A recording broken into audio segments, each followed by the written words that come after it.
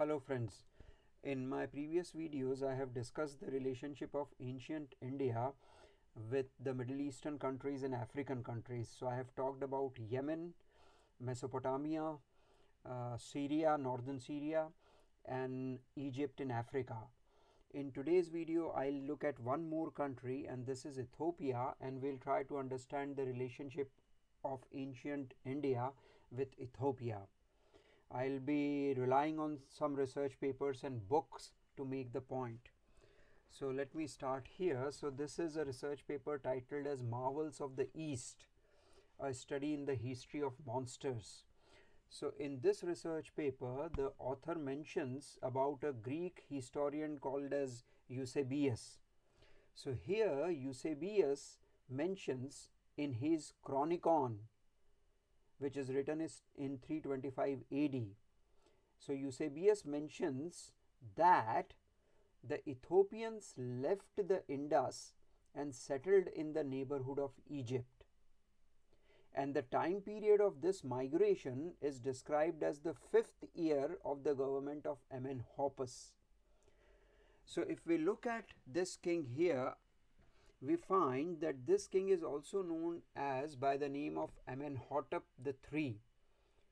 And so here it is mentioned Amenhotep and Amenhotep III. So Amenhotep III was living between 1388 to 1351 BC or 1350 BC. So 5 years from this government, when his government started, during that time period the Ethiopians had left the Indus Valley and they had settled in the neighborhood of Egypt. So you can imagine this is somewhere around 13th century BC that this incident has happened.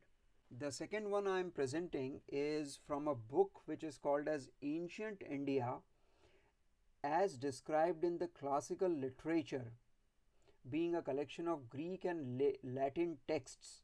And in this it is clearly mentioned that India taken as a whole is an extension, is a continuation of Egypt and Ethiopians. So you can see here that there is a strong relationship between India and Ethiopians here.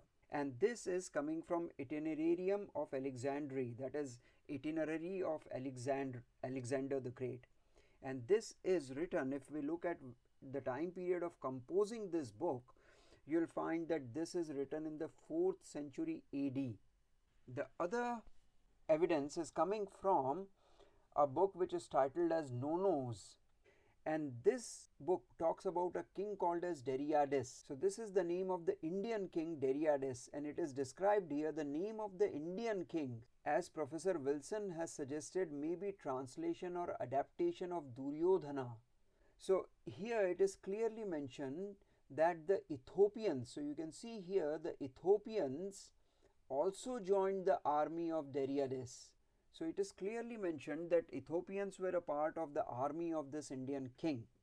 Again, if we look at the time period of this book here, so we'll see here that Dionysiaca is written somewhere in 5th century AD.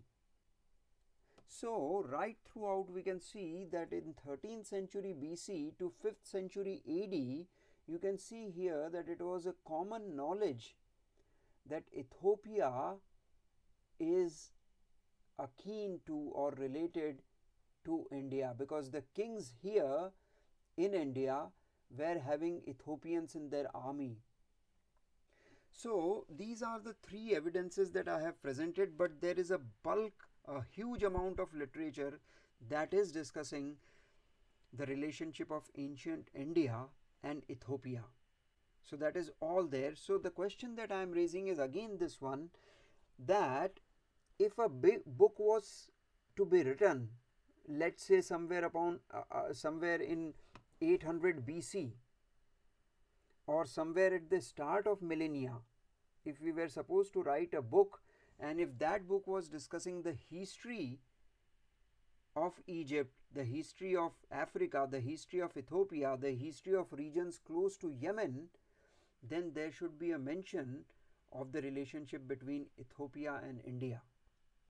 Thanks for watching the video.